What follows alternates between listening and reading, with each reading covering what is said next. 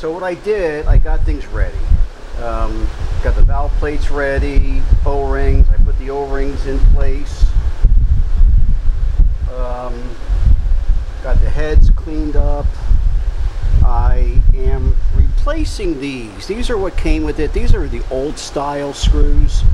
I'm replacing it with the Torx 25. I like these better. I'm not going to charge him for them. The airline charges $5 a piece for these things. There's 8, so I mean, but I'm going to give them to the guy because I have plenty of them. So anyway, the connecting rods are on. What I do is I take a mallet and tap it to make sure that the cylinder sleeve is seated inside. Just something that I do. Gotta make sure that everything's in there good, tight. Okay, now, so O-ring, and I'm going to take the head. Now this has these 2 notches right here. Goes here. So what I do is I take it this way and do this. And make sure that it's in there. And when you do that, you can take this O-ring and pop it in there, okay? Now this is the side with the overpressure valve. It's the left side, okay? So that's that. This side here, again, and this is a new valve plate because the other one was damaged. Goes in. It's always easier to do this because you don't want this O-ring getting sucked in, and it's easier to keep it in the groove. Kind of keep it in the groove. What they say, keep it in the groove. Get her done. So I'm going to put this over here. So now I'm going to hopefully get it. I use my screw gun. I use it on an 11 setting because you don't want to kill them. And we're going to pop the head on.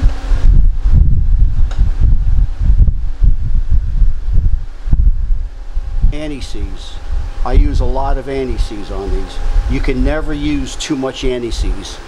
Live by that rule when working on these things, because if you don't, or don't put enough on, and you start breaking bolts, you're going to hate yourself.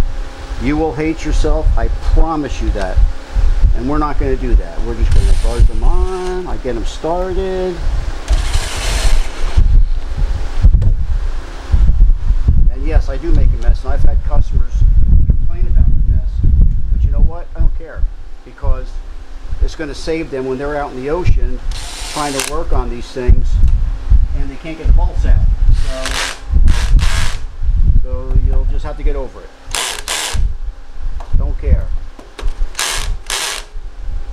And remember, I've already cleaned all the threads. Oh, I buggered that one up. Okay, your history. We got you another one. All right, there you go. I slacked on that one. No worries, got plenty of them. Can't give these things away. Got hundreds. But again, like I said, do not be afraid to use this stuff. You want to make a mess? I mean, this shit will get all over your hands. It's messy as hell, but this rig is going to be out in the ocean, and you want to make sure it's perfect. And so far, everything's looking real good. So we'll do this side.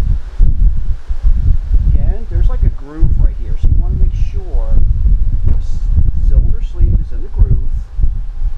And yes, I do have anti-seize all over me, but you know what? Still don't care. So let's go ahead and get this on. And get a couple started. I always do the cross on each side. Just get them started. You don't have to kill these because of the O-rings. You don't just, but that's why I set mine on 11. Don't want to go too tight. You want to be able to take them off too. If you do that, you won't have a problem taking them off. Plus the anti-seize that you use. Look at that. Beautiful. Look at that. Alright, so come back to these. And the next part, that's that, good to go. We're going to pull this out. That is a overpressure valve. That is a 3/4, and I can almost guarantee it's probably going to be garbage for as old as it is.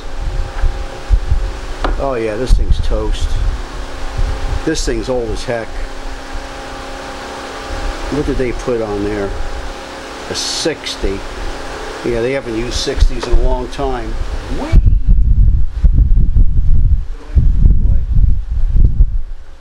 65 on there.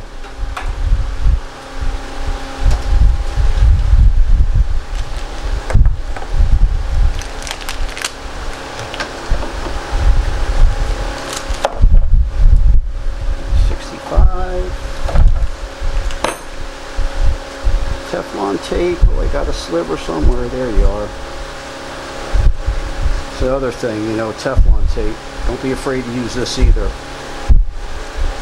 I'm not sure if you're getting this in the picture. Hopefully, back it up a little bit. You should replace these every 5 years.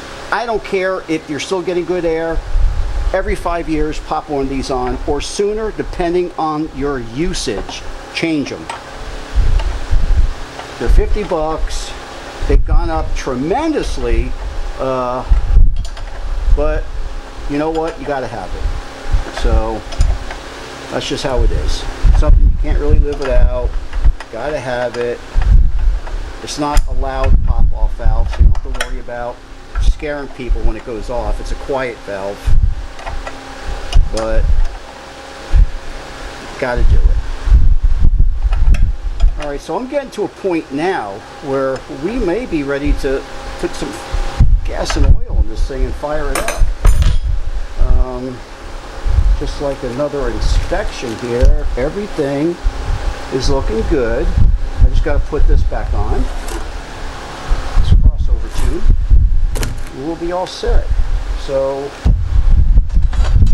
let's get that.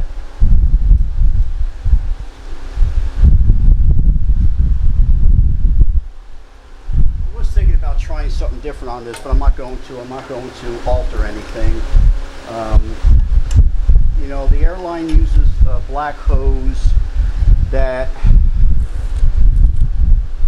this normally would be up here. It's a little different configuration. This does get warm, however, this will never go bad. And the crossover hoses that they make now, which I've made hundreds of them over the years, they do go bad. They go bad. So we're going to put this back on, because the person that owns this, they can change this anytime they want.